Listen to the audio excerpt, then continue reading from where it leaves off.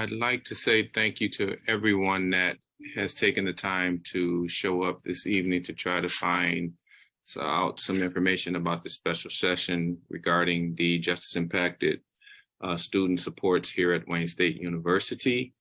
And as a representative of the Educational Transition Coordination team, I'd like to thank you all for attending, and I know you guys have things to do, so I will get into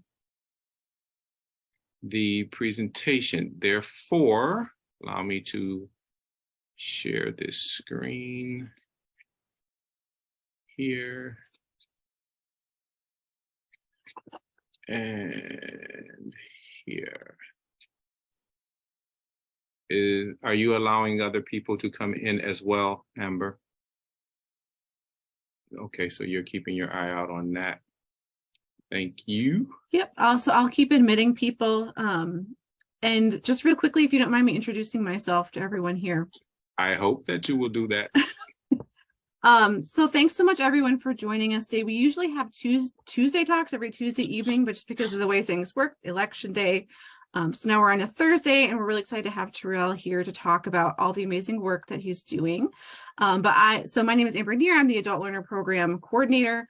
I'm in the University Advising Center at Wayne State, so I'm here to help support all of you today as well. And we have a whole team of amazing folks to support you, and I'm just happy to see everyone today. Thank you very much. Amber, please do not allow me to not have our other representatives. Actually, I'd like to take the time now, if you don't mind, to introduce who I have seen on here, to introduce our team, the Educational Transition Coordination team. We have several of our members here, one of which I will begin with our consultant, Kevin Papuga, who is also on the line. This program would not be where it is in advancement without Kevin's consultation and direction. So I would like for him, who is also an employee here at Wayne State University, to introduce himself, please. Thank you so much, Terrell. Absolutely. I apologize for my video not being on. I'm actually having some technical difficulties right now, everybody. But I'm going to switch over to my Mac in a minute and get that going. Yeah, my name is Kevin Papuga. I am the consultant to Terrell Tops, our Education Transitional Coordinator for the Michigan Justice Fund. Apart from that, I have lived experience of incarceration. I did 70 months in the MDOC. I was very, very privileged to be able to get my associate's degree while incarcerated, got a 4.0 and a full ride to Wayne State University. I came here and met some phenomenal people like Dr. Ahmad Ezzedine, Michael Quattro, and Joe Baines, who offered me a position as a transfer student ambassador in the Department of Educational Outreach while I was finishing my undergraduate degree. I ended up getting my degree in public relations, became the commencement speaker of my graduating class, and now I am an advisor in the Michael School of Business. So it is a pleasure to meet everybody. And Terrell, thank you so much for having me tonight. I appreciate it, man. My pleasure. And we also have on the line our graduate student intern, Olivia Furlow. Our program works very well with the research portion of what we do in addition to the case management. I would like for her to introduce herself as well. Hi, I'm Olivia Furlow. I am a graduate student, a dual enrollment MSW MPH student at Wayne State, second year graduate student, first year interning with the ETC program. That's all I got. Thank you very much, Olivia. And our undergraduate intern, Trent Sheldon, who is a phenomenal asset to the program. I'd like for him to introduce himself as well. Yeah, hi everybody. My name is Trent, BSW student, just finishing up undergrad this year. This is my first semester with the ETC program. I also have lived experience, did 36 months in the MDOC, and I'm just really happy and proud of all the progress that Terrell has made. So, because this program is really doing phenomenal things. So I'm glad it's getting some recognition. Thank you very much, Trent. And we will definitely, again, my entire team is inclusive of Amber was the first. I would be remiss if I did not introduce or have introduced himself, Mr. James Hearn, who is an integral part of this program with the Career Services. All right. Good afternoon, everybody, or good evening. It's a pleasure being here. My name is James Hearn, and I am an adult learner coach. Work with Career Services. So our job as a team is to make sure that we give employment and professional development opportunities. So this is a very special session to make certain that we want to give our Justice Impact students the support that they need. And the Career Services, we will have a strong partnership with, regarding interviewing and resume writing, and any networking opportunities to ensure academic and professional success. Thank you very, very much. So with that said, Ms. Pilot, I'm not going to let you off the hook. I'm definitely not going to let you off the hook. Ms. Pilot has been integral in assisting us with employment opportunities for our population. And she has me attached with her to her hip, and it is a pleasure for me to allow Ms. Pilot to introduce herself as well.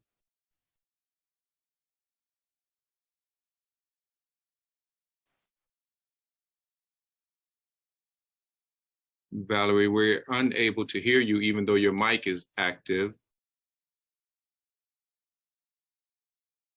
You guys hear me now? Yes. Okay. So my computer acts really weird. Sometimes it won't function through the speakers, and I have to have my headset on. Other times it will. So this is a time that it will function with the speakers.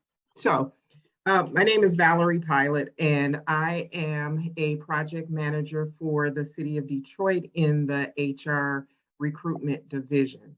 And I met Terrell over the summer while I was building a returning citizens recruitment program for the City of Detroit. Terrell has been phenomenal, and we are forever attached, as he said. We are forever attached. He is now my a very integral part of me building this program. And I am just happy to be invited into this session to learn more and find more ways that I can assist this population. Thank you very, very much. And I see that we have a few other people on that I will make sure that we get to introduce themselves as we continue on. Amber, I'd like for you to, I believe that we'll be very interactive. So if anyone has any questions as it relates to anything that you're seeing on the PowerPoint slides, please interject, and or our team will definitely make certain that we try to make sure that we answer your questions. So in that respect, I'll also keep the chat open. So if anyone wants to drop anything in there, and I'll let you know if something comes in. Okay, thank you. So I think everyone should be able to see our PowerPoint, and our PowerPoint is about, this is Adult Learners Special Session Talk, and we're discussing justice impacted student support at Wayne State University. Again, I am the Educational Transition Coordinator, and we're located in the College of Liberal Arts and Sciences, and our program is something that we will be discussing a little bit further here. So I'd like to go to our next slide. Let me see here. There we go. Now, when we think about DEI, value and strategic focus, what are we actually asking ourselves? What is DEI? What does it actually mean? According to Wayne State University, one of its values based upon diversity and inclusion is to value all people and understand students bring unique experiences with them.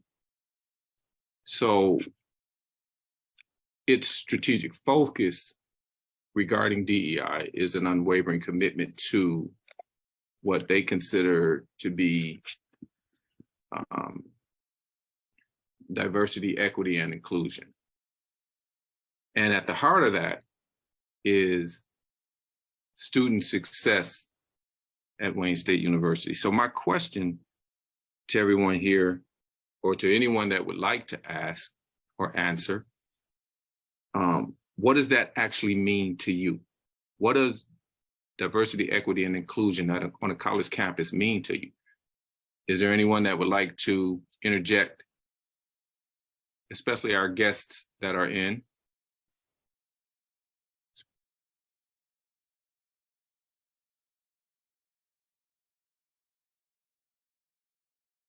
No goers?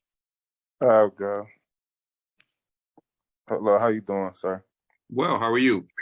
I'm fine. My name is Eric Anderson. So you need the meaning of, or what diversity, equity, and inclusion means to me, right? On the Yeah. college campus, correct? Yeah. So, I mean, it's simple, but however, it's more complex because people tend to make things more complex, you know. Mhm.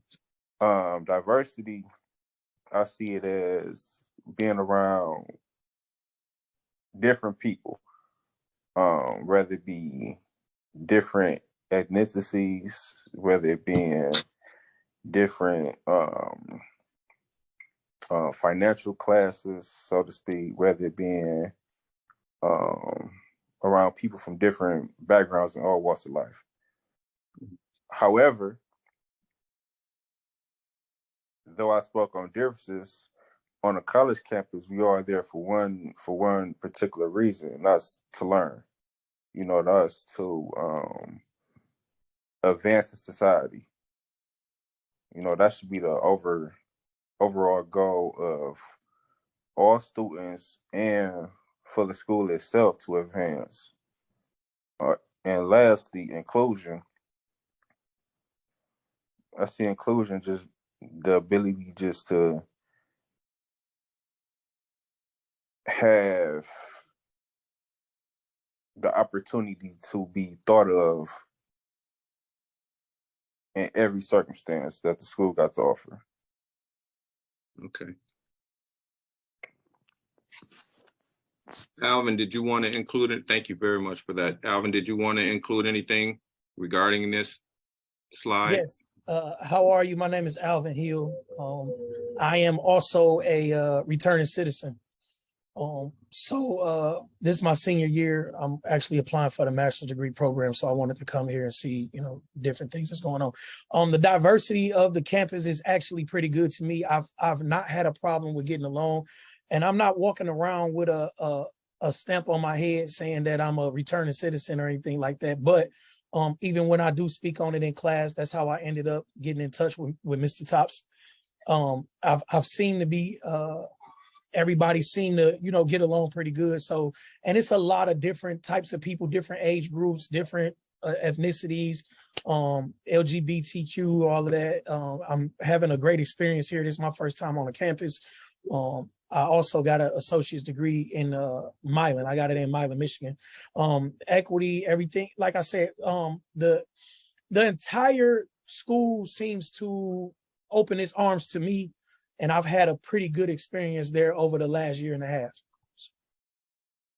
I'm glad that you have. Is there anyone else? Okay.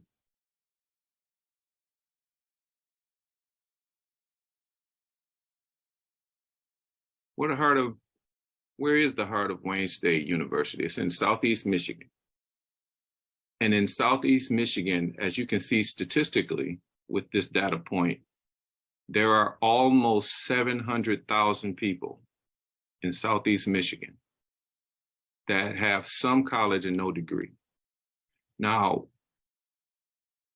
that's almost 750,000 people in Southeast Michigan. Now ask yourself how many of those people have lived experience with the justice system. The number is probably drastically lower, but how much lower? And then ask yourself another question. For those people that have lived experience,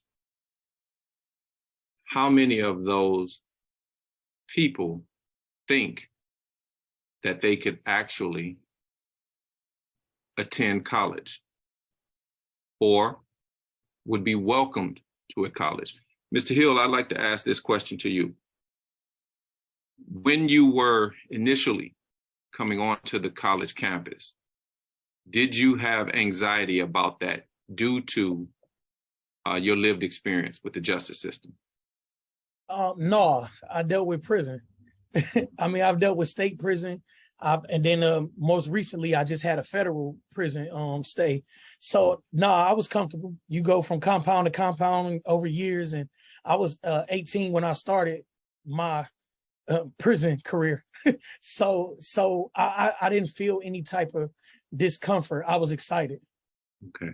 Yeah, I was excited more than uncomfortable. Okay. Did you think that there would be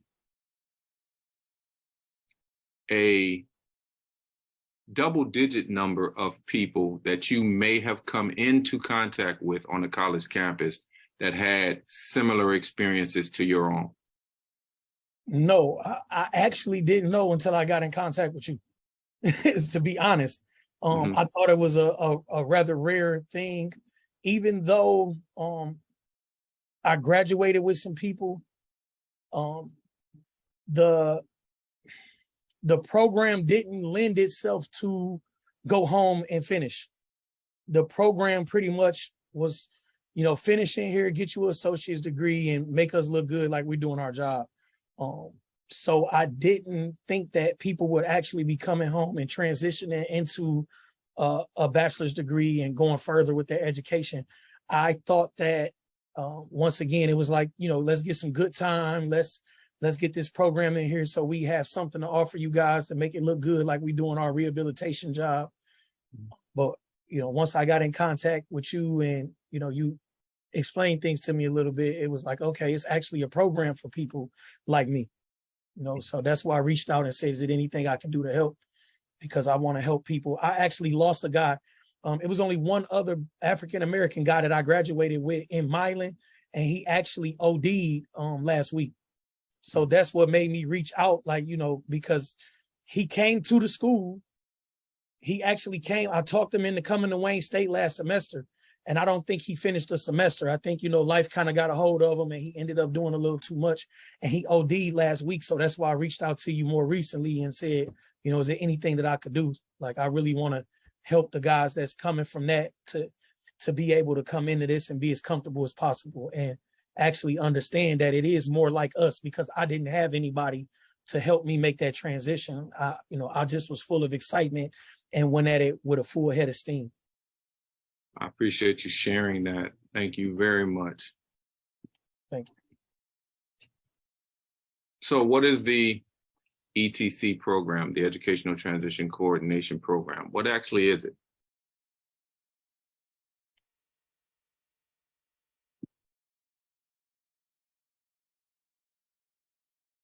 According to the way that the consultant, Kevin, and I went back and forth when we were formulating how we wanted to have our student population addressed. So you'll see on this PowerPoint slide a couple of words crossed out. We understand that the words are being used uniformly, socially, quite frankly, across the nation, within our region, at our campus. What our goal is to do is to change that narrative. And saying justice impacted learners or students is far more inclusive, far more diverse, and creates more equity at the college campus for people, men and women, that have had lived experience be received on the college campus. Because there are some people on our college campus that has been impacted by the justice system as victims There are some people that have been impacted by the justice system as exonerees who have served time incarcerated and were not guilty. There definitely are those that are on the college campus that have been found guilty of a crime, whether that person is guilty of that act or not is not my position to pass judgment on. So Kevin and I came up with the term justice impacted, because when you serve time, you're impacted by the justice system, whether you're there voluntarily from your own actions or involuntarily from actions that are beyond your own control. In addition to, family members are also of these men and women impacted by the justice system. Therefore, we have students on this college campus that have been impacted by the justice system because of loved ones of theirs, significant others of theirs that are ensnared in the judicial system. And many of those men and women feel like they shouldn't go to college as well for a lot of different reasons. So what we wanted to do, we designed through these social sciences, designed this program to navigate those men and women, those learners into pathways to higher education, such as Mr. Hill having the tenacity, the resilience to do it, yet trying to be able to assist him and others situated like he has been to make that transition smoother. So that brings us to the why of the Educational Transition Coordination Program. And the why is pretty easily explainable because the research shows a direct correlation between education and recidivism. The more education you have, the higher you go in education, the less justice impacted recidivate. The higher I go in education, whether it is from GED to associate's degree, to bachelor's degree, to master's degree, and or doctorate, the higher I go up in education, the less probability it is for me to recidivate, to return to prison. Now, if that correlates so easily, then the problem has to be solved, right? Our research indicates that that problem presents another front. Now, everyone that's looking at this, ask yourselves these questions.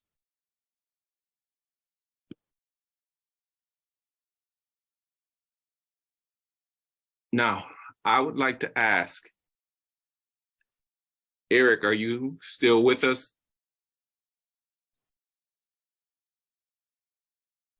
Yes, I am. Okay. Do justice impacted students have access to apply for college online? Yes. Okay, so if I'm incarcerated, how can I apply online? Oh, if you're incarcerated, right? Oh, no, I have no clue about that. Okay, and that's fine. What about, will I have the availability to access FAFSA?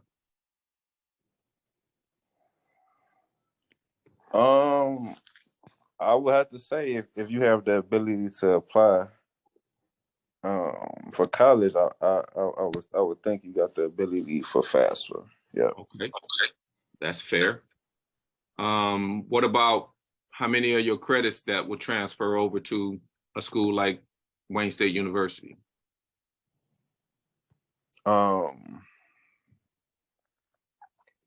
What's the question? Do they Do know? you know? Yep. Do you know how? Oh, do you know? Do you know? I mean, I knew because I had attended college before prison. Okay. I understood that some classes transfer, some classes don't. Mhm. So I understood that aspect of it. Okay. So did you also understand about the Michigan Transfer Agreement? I had some knowledge of it. Some knowledge of it? Yep, Okay. some knowledge. Are you familiar with how many credits Pell Grant covers? I believe it's 12. Okay, so you're thinking semester, and that's Right. fine that you're thinking Right. semester. Now, thank you. Alvin, Yeah, I'm here. now, when you mentioned about the resources that are on campus and the things that you've utilized, and you've obviously learned about the ETC program. When you got on campus, did you know how many of your credits were going to transfer over? I knew when it was a degree evaluation before I came on campus. Yeah, I knew it that way, but I didn't know before I actually spoke to the advisors at Wayne State. It was no way for us to get a degree audit. I had did some things where I had one of my family members actually get me a sheet with I knew what I wanted to do, business management. So she gave me the requirement sheet, and I kind of went through and did like a hand audit and seeing that certain things were going to transfer, certain things wasn't. I didn't understand how the MTA worked until I got here, and they told me I wasn't eligible because I hadn't took a certain science class or something. I transferred in with about close to 100 credits. But because I hadn't took a specific science class or some type of science class, the MTA I wasn't eligible for. And they said I would have to go to WC3 or something to take that science class. Or it was like, it was no real coordination between the two. And I felt like that's something that's needed, like a real coordination between the institutions here and the institutions in there, so the guys can actually know, okay, I need this particular science class if I want to go to U of M Dearborn. If I want to go to U of D Mercy or Wayne State or whatever, I need this particular thing to actually qualify for the MTA. We didn't have those type of advisors there. Basically the advisors were, they knew their job. We know how to get you to the finish line here, but we don't know how to get you to the finish line that you're actually trying to get to, which was a bachelor's degree or a master's degree or whatever, the next step. Thank you very much. I'd like at this moment to ask our consultant, Kevin, to engage us with his story regarding the MTA endorsement and how that affected him in his transition. Absolutely. I hear somebody coming in right now, so I'm putting my headphones on while I'm talking. So I actually, when I was going back to school at Jackson College, when I was at MTF facility, wasn't actually eligible for the program at all. My ERD was earlier than allowed into the program per the MDOC. My mom actually found out about it and shot a shot for me. She called Jackson College, talked to them, told them the situation, and they were hungry for students to get into their program. So they actually grandfathered me into the program when I wasn't even eligible. And for that, I'll be forever thankful. And similar to what Alvin said, Jackson College knew how to do things for Jackson College, but they didn't know how to advise me moving forward, right? So I had goals and dreams. Wayne State was my target school almost from the very beginning. And I just knew I wanted to get there, right? End of the day, I was going to do what I had to do at Jackson, and I was going to apply to Wayne State, and whatever transferred in. I had no idea about the MTA. When I started working for Wayne State, I became a transfer student ambassador, So I was starting to help students transfer to Wayne State in the way that I had transferred to Wayne State. And working with people, I found out about the MTA. And I was looking at my transcripts and I was like, man, I should have this. Like this should be good for me too. So I actually reached out to Jackson College and had them run a degree audit on my degree that they had already processed. And nobody had ever checked me off for the MTA, because it's the student's responsibility to ask the community college to do a degree audit for the MTA. So once I did, they endorsed it, and I had to pay the $9 or whatever it was to get the transcript sent over. And at the end of the day, it wasn't a big deal. But I always like to tell that story because, yeah, incarcerated, I had no idea what the MTA was. I had no idea that I even had it done, and I needed to ask for an endorsement on my transcript in order to get credit for something that I'd already completed. And so it's little information gaps like that, right, that we miss while we're incarcerated because we don't even know the questions to ask. I appreciate you sharing that. Based on what we've discussed to this point, what the ETC program is about is changing that narrative, being able to navigate people into higher education pipelines require expertise. It definitely requires knowledge. Amber and her team, of which she has allowed me to be a part of, is filled with experts, FAFSA experts, financial aid experts, career services experts, advising experts, admissions experts, transfer student center success experts, the university advising center experts, and being able to navigate men and women that want to come into higher education. If we have a team that can assist them, and we're talking about the population that has felony history, that's already dealing with parole officers, that's already dealing with being told no dozens of times, coming out with this myth that you're not welcome at a college university because of a certain crime type. We want to make sure that not only you and others see a change, and that's what you're seeing here. You see a change. That isn't a spelling error. So my question is, do Wayne State students receive resources from the community and the academy? The answer is yes. Is there a need to navigate pathways in higher education for students and learners? The answer is yes. Does the research show a degree can increase economic mobility and mortality rates? The answer is yes.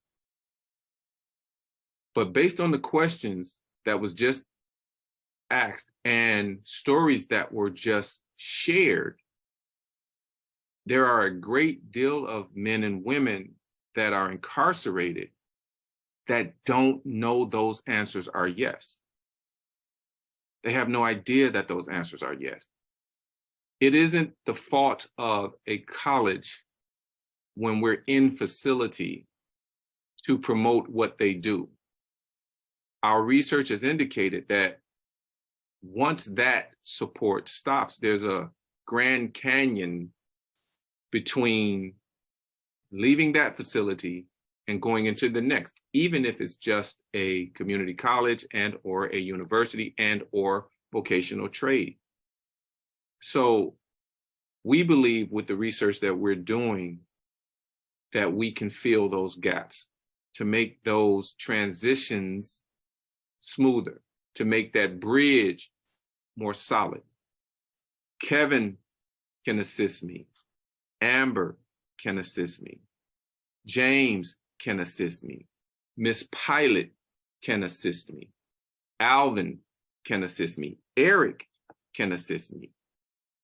Trent and Olivia definitely can assist me as well because we're the network that reaches out to those men and women that are in facility and that have come home to let them know, like, hey, if you want to talk to, if you're an adult learner and you want to figure out how you can get into Wayne State University, one of the first people that I would probably send you to is Amber.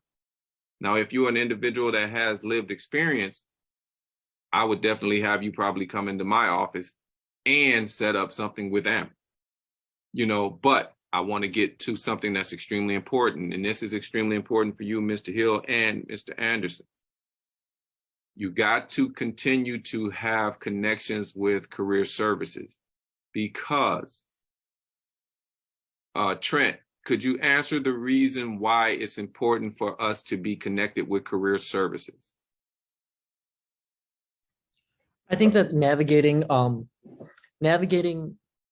having a background and moving forward in any career space, having any support that can give you information regarding what you can and cannot do because of the restrictions that a felony background places on you is vital to success and vital to your planning and how you're going to move successfully with your future. One of the things, thank you very much, Trent. One of the things that the ETC program supports is transparency. We want to make sure that our experts know the best way to be able to assist you. This is why we're saying if we come together, let's lower recidivism and improve the lives of not only students, but their families too through the ETC program, because I believe Kevin would agree with this. Alvin would agree with this. I think Mr. Anderson, you would agree with this. Trent, I definitely agree with this, that not only is the successes of ourselves important, but they extend to our families as well. For those of us that may or may not, or those of us that especially have lived experience. If you acquire education, and I'm not just talking about a degree, because we will also navigate you to vocational trades. Education belongs to you. We here at Wayne State want to help you acquire it by any means necessary. So if there are any additional questions, I'm open for answering any additional questions that is presented.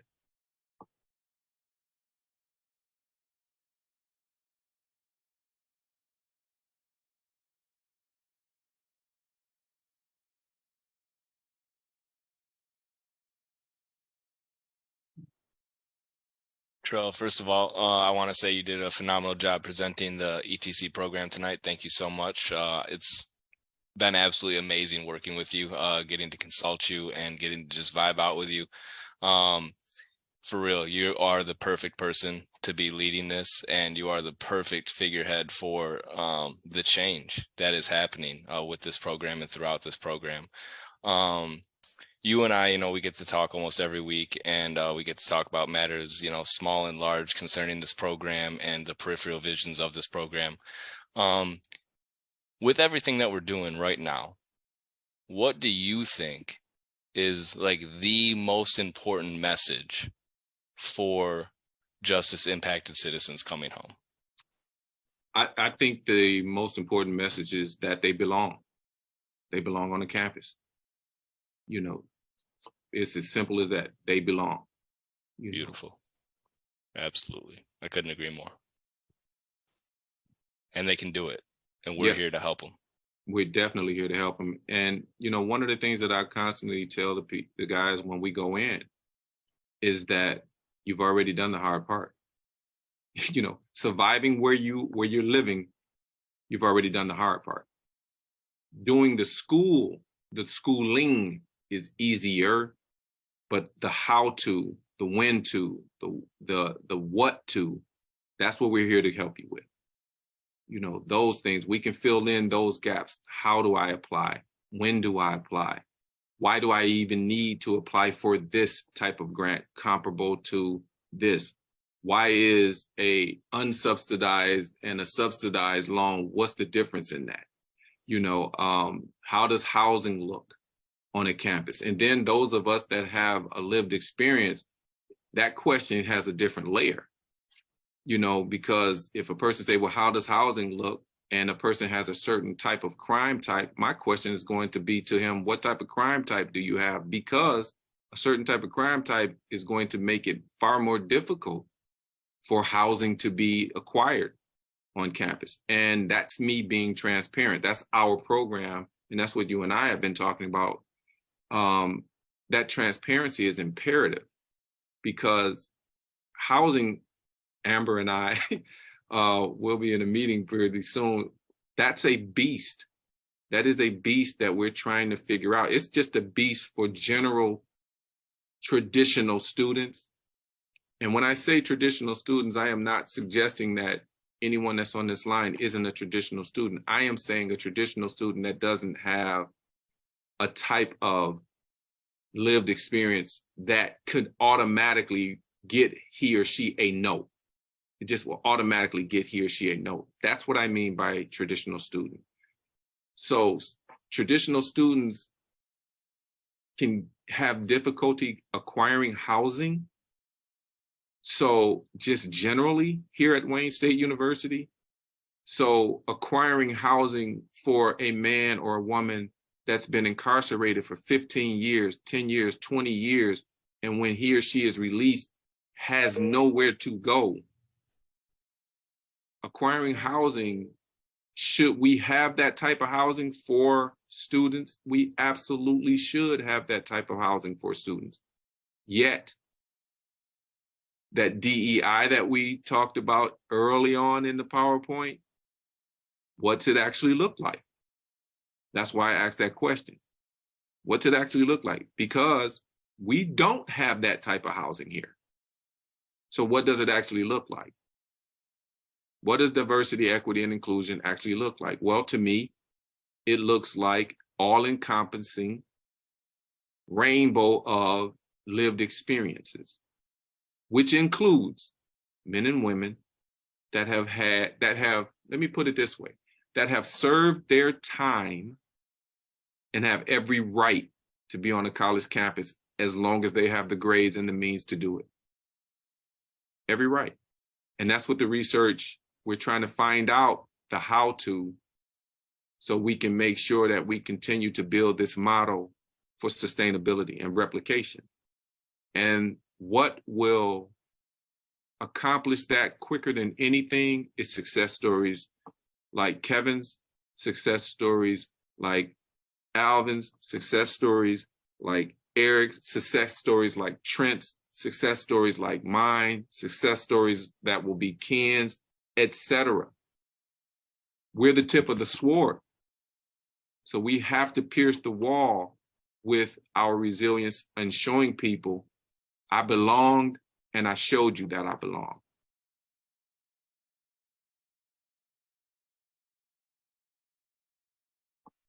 Now, here's a question, Olivia.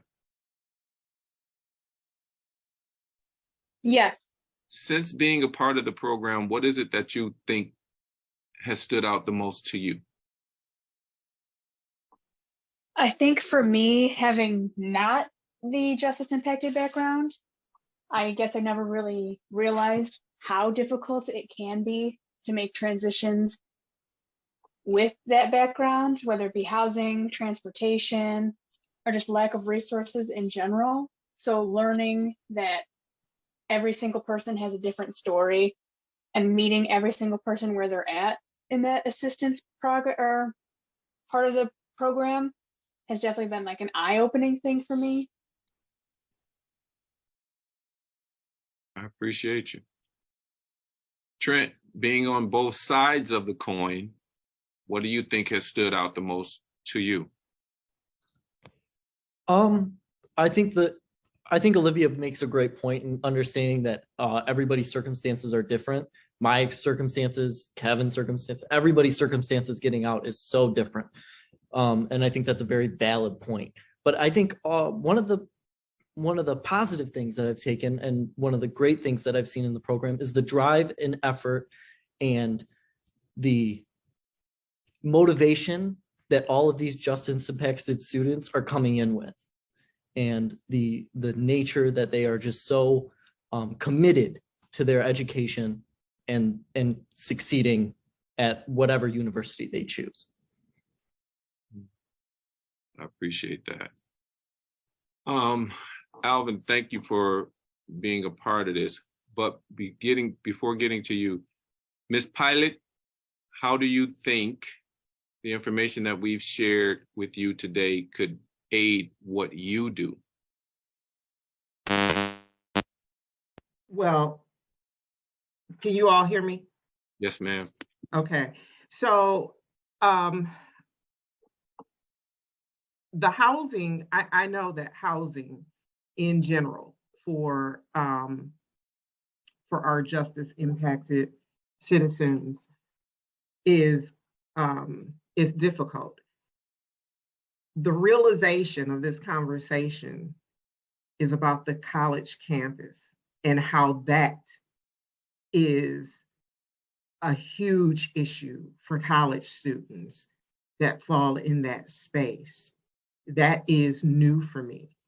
And so I'm constantly reaching out and trying to help people, because as I have conversations with different people and learn different avenues to assist, then the way it helps me is through these conversations, because if there is another conversation that I have with someone and it ties well into this, I'm turning back around to you, Terrell, and I'm saying, hey, listen, I need to connect you, or I have, someone I, want you to talk to, or, just, I want to start getting these connections made so that the transition is a smoother transition. Because I do realize that navigating, just coming out, let's say you're coming out and you're trying to figure things out. How do I go forward? I think it was Mr. Hill that mentioned that he got his associates while he was incarcerated, didn't know that he could continue that education when he came out on to a bachelor's in on. Not having a support mechanism, it frightens me, the number of people that come out that do not have a mother that will call a college like Kevin's mom did and, go to battle for him or her. And they come out without a network system, and everybody is saying no. And that lived experience, it really does have them turn a blind eye to them. And so just being in this group today and listening to the conversations and hearing, what each person is bringing to the table today, I take it all in, because I don't know who my next conversation is going to be with and what they may offer that I can bring back into this group that will help this group. So everything, I take it all in. I definitely see that. When every one of us that's here, and Amber, first and foremost, I appreciate you putting me in the headlock to make me do this. However, everyone here is a strand of the spider web. So if someone attaches themselves to you and they want some type of educational pursuit or navigation, and or need some type of community resource, those of us that's on this line should get a vibration from that. And that vibration should be a communication, because I know when people that have lived experience are talking to me about employment opportunities, I know I can call, and if they're in that city of Detroit area, I can call Miss Pilot and be like, where's the next career fair? Where, I got this person to do this. All of us are a strand of that spider web. That spider web collectively catches everything and houses it in a way where we stabilize it, because those of us know it's extremely frustrating when you come home, especially if you don't have a support network. So what we've been talking to people about, and Olivia said it, meeting people where they are. Kevin and I have talked about this almost every other week or so. Our job, do we want people to attend Wayne State University? Yes, but Wayne State University might not be for everybody. So we're going to navigate people to where they want to go educationally. But before the education, one of the things that we as clinicians are talking about with the interns and myself is, let's stabilize them. Do you need housing? Do you need employment? We know that those are both a yes, yes. Is there going to be a need for transportation? Yes. Do you need mental health services? Possibly. Do you need transportation? Possibly. So those community resources, as an example, and she's an extremely humble woman. Ms. Pilot and I were talking about a need for, I was telling her about a need for some of the clients needing to get back and forth transportation, and I needed to figure out how we can do that. She found a way to get bus tickets for them. That's that strand of the spider web. You know, that's that resource being used. So now we have some transportation availability for when guys need to get in and around the city. Things like that. The ETC program is not only about trying to navigate you into pathways into higher education, but we're definitely navigating you to resources that's in the community that can assist your life's stability. That's first and foremost. Education is secondary. We want to make sure that our citizens are stable, and then let's educate. Because if you're not stable, education doesn't even make a difference. So those are the things that the ETC program are about. We're always open for communication. We're always open for additional resources, and we're always open for learning what we can do better and what we're doing that might not be working. So we don't close the door on information. Our door is wide open for that. So I know that we're getting closer. I don't want to keep anyone any further than they have given us the time to. Amber, I will turn this over to you so you can end it with the ending of our adult learners team. Thanks so much, Terrell. And I just want to give you a really genuine, heartfelt shout out for being an amazing person. And so I think you are the critical piece of this program, like Kevin said earlier. I think you should be everyone's life coach. I know you count. I count you one of mine. And I think that this is, you know, a lot of the work that we do, just generally with adult learners, is a lot on like relationship repairing with not just Wayne State, but higher education, with society, with a lot of systems that are broken. And I think that as an institution, we're maybe not moving as quickly as we would like, but I'm happy and really proud to be working with Trump, trying to push that as far as we can. And so I think that Wayne State is a good place to be. It's a different place than I think it was 10, 15 years ago. And I'm glad that we're all part of this conversation to keep moving in that direction. So thank you for this today. And thank you for everyone for being here today. We're really excited to be working with everybody. And so, like I said, this is our kind of like a Thursday talk, part of our Tuesday talk series. So we're going to be coming back next week with another session. So check our website for that. These are all recorded too. So you can see these on our Adult Learner website. And that's where you can find my contact information as well as Terrell. Like Terrell said, we all work really closely as a team. So I am the coordinator for our adult learner team, but James is here, our career coach today. We also have Chloe Lending. She's our liaison. We have a transfer advisor, reverse transfer as well, and a really great work study student we're all here to support you. So looking forward to connecting with all of you, and thank you everyone for collaborating. Thanks everybody for attending. I really, really appreciate you guys putting up with me this evening. I hope that I was able to share something with you that could be of an advance for you. My email address, I think you all have it. I'm always open for communications. Alvin, we are going to get together. We are definitely going to get together so we can work something out. All right, just let me know when you want to see me. I'll come through and we can sit down and talk it out. Okay. Let's get it. Thanks everybody for having me. I put it in the chat, but thanks for having me, guys. I look forward to more of these. I love it.